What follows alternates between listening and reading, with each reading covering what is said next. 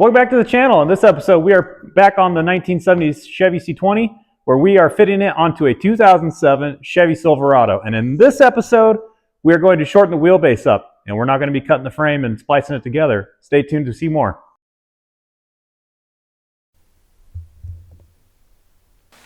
So before we can get started on shortening this wheelbase on this truck, we need to get a lot of things out of our way.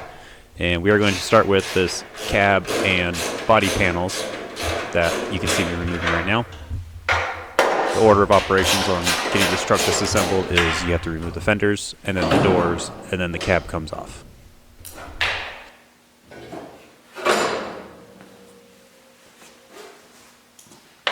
Whenever hinge bolts are tight on the body, I really like to get them all loose with the wrench so that I don't break anything, and then I can get them off with the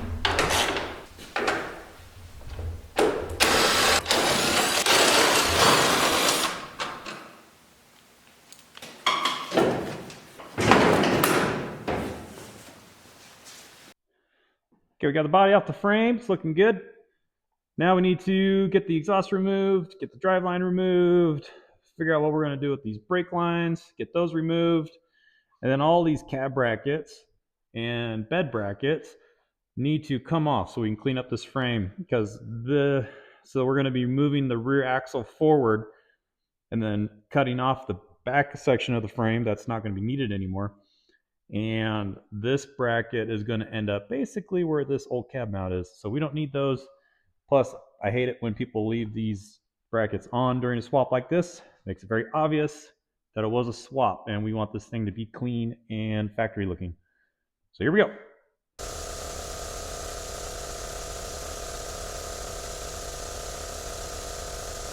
So now that we have the body off, we are starting with getting the electrical harness all unclipped from the frame and moved up towards the front near the engine. We're not going to be using a lot of it, but it is nice just to keep everything intact for now. You never know if you're going to need something later. We are putting on a brand new wiring harness on this truck when it's all put back together, and we just need to know what items on this harness we can still utilize.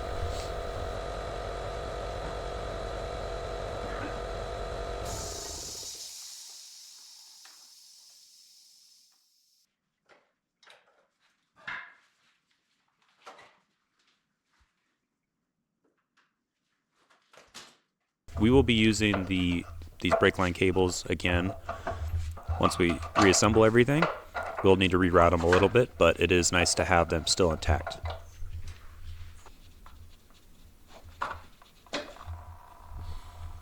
On this particular build, the ABS system that I'm working on right here with removing the brake lines, we are going to be removing this unit. You can see the brake lines on top of the frame rail. Those things are going to have to get rerouted because this 1970 cab that we are putting on is going to land right on top of them. And of course, it's always good to label the things that you don't want to forget later on. I'm just keeping track of which brake line is the rear brake line and which one is the front brake line.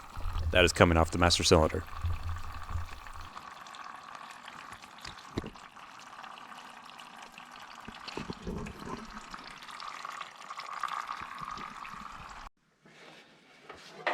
Now, I don't know about you guys, but the best way that I like to remove old exhaust systems that I know I'm not going to be putting back on after the fact is using a sawzall or reciprocating saw, however you want to call it.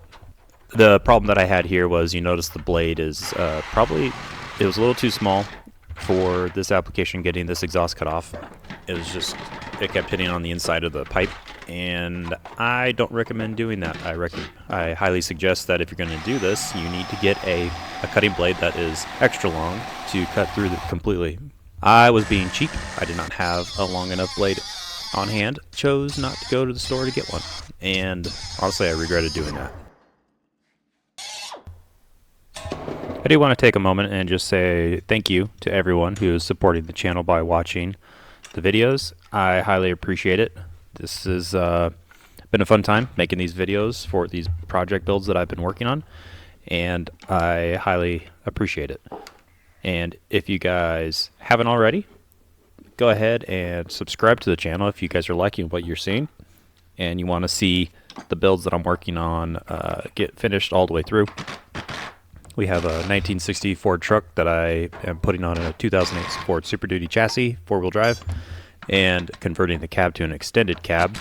I have a lot of episodes out on that already, and with this video, this is only the episode 2 of this truck, but it's going to be a 1970 Chevy C20, or it used to be a two-wheel drive truck, and we are putting it on a 2007 Chevy Silverado 4x4 frame. It's running the 8.1 liter big block engine. That was the last big block engine that Chevy put into a production vehicle, and it is backed by the Allison 6-speed transmission.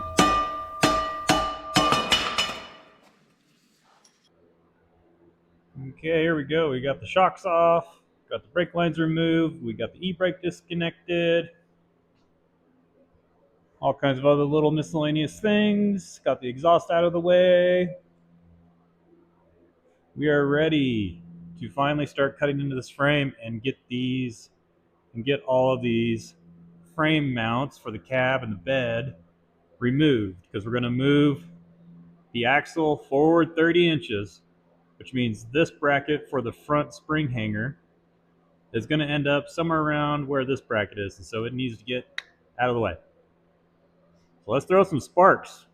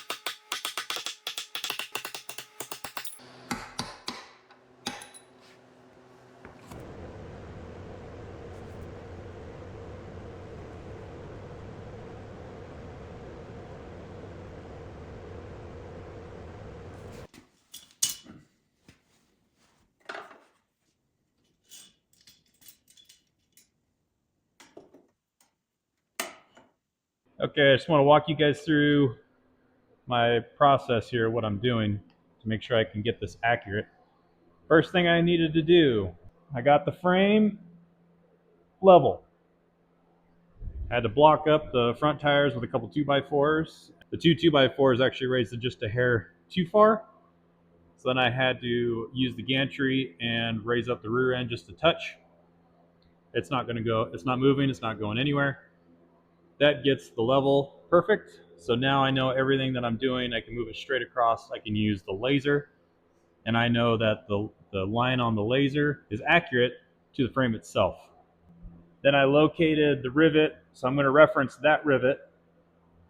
That's the one I'm currently working on moving 30 inches away from the vertical line, just straight up and down.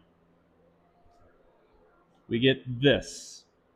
I used a big square to, and I referenced the level horizontal line off the laser that's coming off of that rivet point. So that's center of where the rivet is right now. And then this line I used just a measuring tape to come across.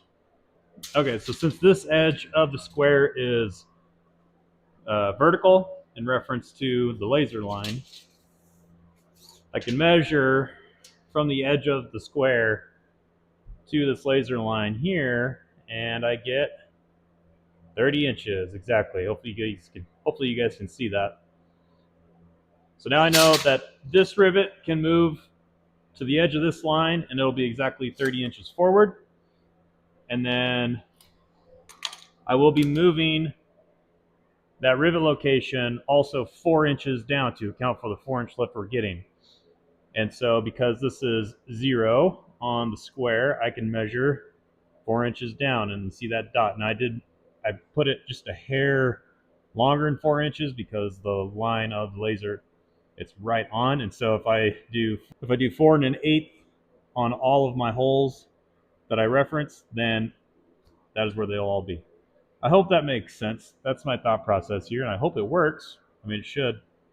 We have the frame level, we have the laser line level, so anything we do from there in reference to over here, it should perfectly transfer over. At least that's my thought. So I'm going to do that for the one that I did. I'm going to transfer a rivet from this side of the spring hanger, so that way I can locate 2 from both sides. So for when I move it over, I'm just going to do 2 like this because it's pretty time consuming. And if I locate 1 on each side of the spring hanger over here, it should help locate the spring hanger this way. Make sure it stays oriented correctly to the frame. And then once I get the holes drilled and I can get the spring hanger mounted in with 2 bolts, then I can center punch the other holes and just drill straight into the frame.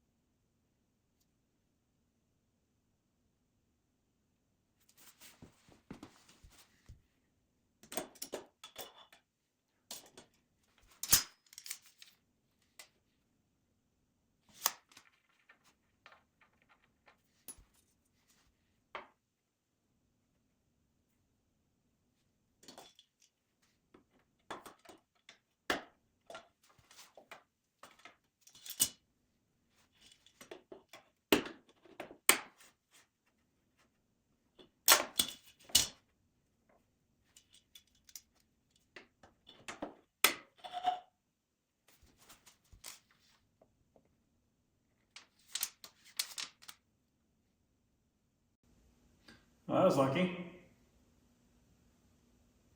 30 inches right on the money first try. Huh.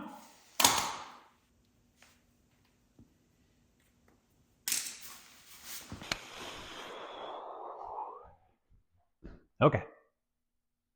Frame's been marked out, ready to drill holes, and ready to do the thing that I've been dreading this entire part of the project. And that is, I need to remove 38 rivets in the frame that are holding the suspension on. Those of you who have removed rivets from a frame, you know the pain. This is not going to be fun. But here we go.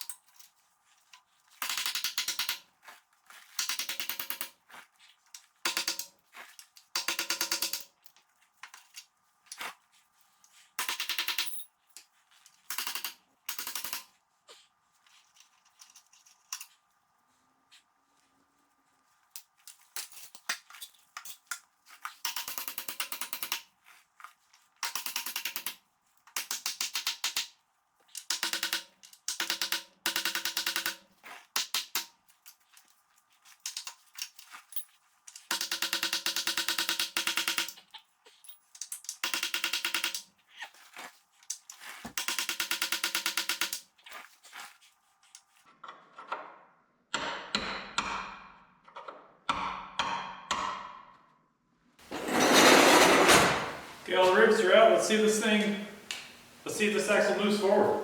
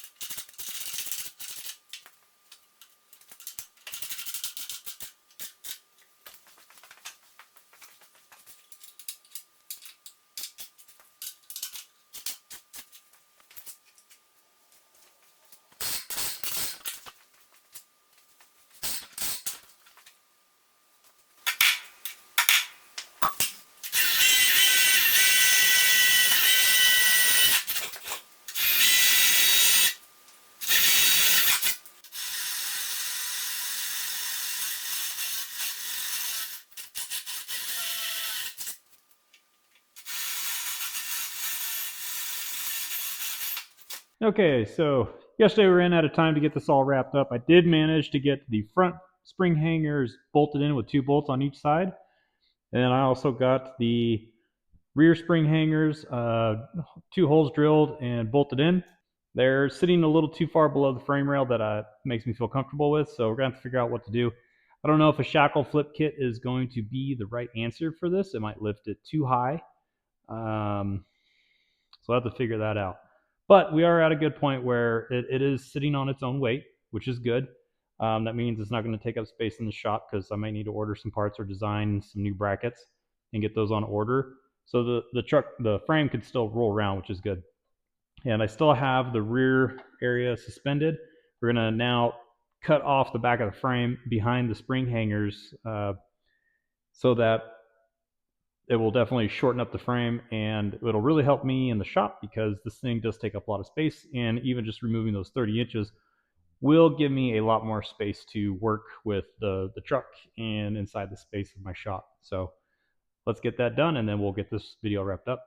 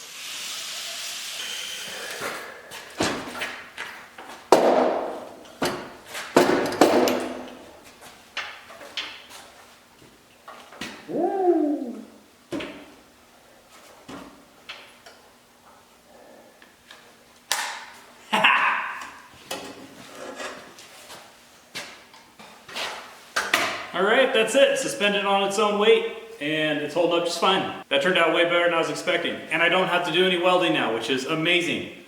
Makes life a lot easier. So that's gonna wrap up this video. I got a couple things to figure out now that it's at this point. I still gotta get the lift kit for the front end, and gotta figure out the bracketry that I'm gonna be going with on the rear end here, and then how to reinforce this back end again to add back the structure that I just removed. But yeah, I mean, if you guys are looking at swapping a older body style vehicle onto a newer body style truck frame, then if you have the ability to do this, this is a much better way to go than to cut and weld in the middle of the frame. And I'm not saying that that's a bad way to go. This is a lot easier to do for a hobbyist in their garage.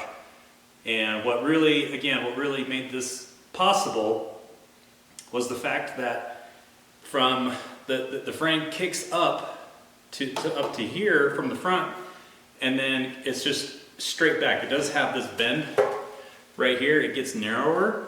However, that doesn't matter for us because we moved it far enough forward that these rear spring hangers stayed in the same section of straightness. So I bolted them on before the bend occurs, and that makes it a lot easier to work with. You don't have to do you do still have to do a lot of measuring. Don't get me wrong, but you don't have to do nearly as much figuring out how to Z-cut and where to Z-cut and everything, especially when you're taking like 30 inches out of the frame. That's substantial. That's a lot of space, and this is a lot of weight, a lot of frame that I just cut off. But now I don't have to worry about getting the frame realigned. I don't need the right tools to get that figured out. I don't have to worry about welding it and fish plating the weld and doing all of that. In my opinion, this is the easier way to go if you can do it, if it's feasible with your build. But if you do need to Z-cut it and you have the ability to do that, then of course that's the way to go for you. The 1964 that we're working on right now, I had to do that because the frame on it, the frame on it above the rear axle actually kicks up over the rear axle, and so it'd be a lot weirder if I just cut the back of the frame off and move the rear axle forward. So this isn't the solution for every build, but definitely take a look at your build and make sure you can do this or not, because if you can do this, I'd recommend it. So that wraps up this video, and I appreciate you guys watching. Please like and subscribe to continue seeing future builds on this truck. We're going to see it through until the end, and I hope you guys follow along and stick with me through this journey. So I appreciate it.